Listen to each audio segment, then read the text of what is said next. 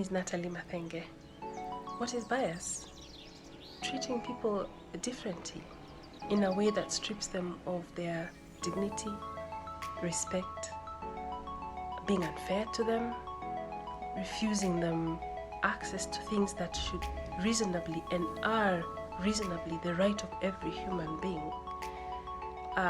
It is refusing to acknowledge that others have the right to pursue their lives in the way they see fit, purely because you don't agree with the way they live, you think you're better than they are, or for whatever other fictitious reasons in lives that we tell ourselves. How did we get here? Sad to say, sometimes religion, women being seen as less than due to interpretations that I strongly disagree with, twisting religion perhaps to suit our ways, culture, and culture has its place as does religion, but I don't think that place calls for treating others unfairly. I am yet to find a religion that allows for people to be disenfranchised because of what God, whoever you perceive him to be, decided the person was going to be. Black, white, brown, and everything in between. Male, female, and everything in between. Rich, poor, and everyone in between. It does not matter what my background is, what I look like. Unfairness, disenfranchisement on the basis of religion and culture is absolutely wrong. How else did we get here? Convenience. It is easier to oppress people if you convince them that they are less than. If you build systems that make it easier for some to go forward and for others not to. I could pick the very easy one of racism. I could talk about Black Lives Matter. I could talk about the US. But let me bring it home. Are we in a system that encourages fairness of all? Do we disenfranchise our youth? Have we assumed that our youth can only clean ditches? That they and the women can only be awarded small tenders here? Have we decided that women have gotten too strong and therefore must be cut down to size? Have we also decided that perhaps men are not a worthy member or contributor of the society? Have we looked at people who are abled differently and asked ourselves whether we include them or exclude them, and worse still, we don't even see them? That is how we got here. How did I get here with my own biases? Ignorance. I should know better.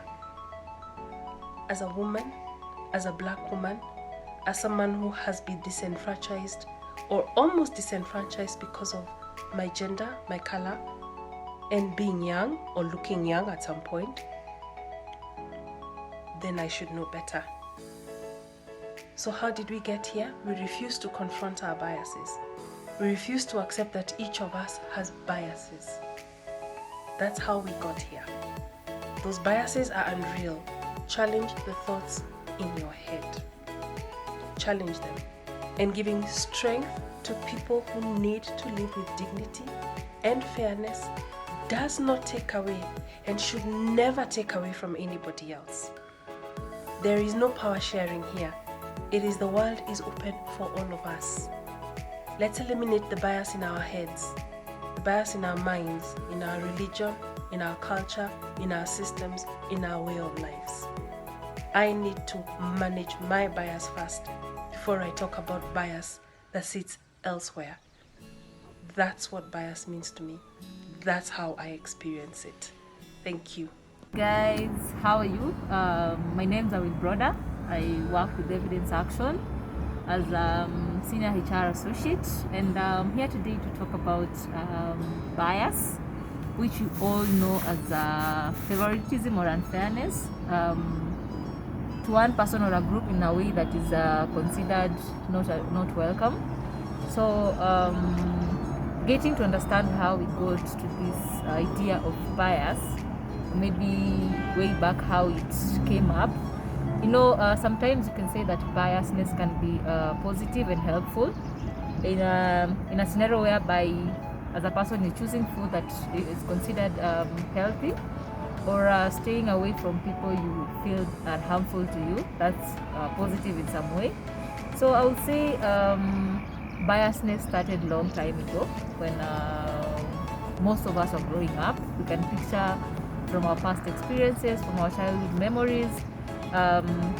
When we are young, we find that people choose people who are like them and discriminate those ones who are not like them. So this creates a gap between the two groups. And I would say it's a positive aspect and a negative aspect, because positively, one can gain a sense of identity towards the people that look like them.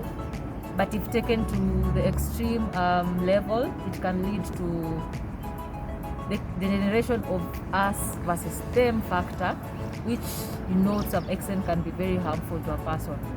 So it depends on how you view biasness, or the positive aspect or the negative aspect. And maybe just talking about how we can break biasness. There's some various strategies you can put in place. One of them may be when people are trained to notice prejudiced or racist thoughts without just trying to push them away. They're able to make a deliberate choice about how they behave towards other people, and you'll see that they can choose to behave towards them in a polite way or a negative way. And sometimes also increasing contact with people who are different from you in terms of gender difference, there's race, there's sexual orientation, there's marital status and education.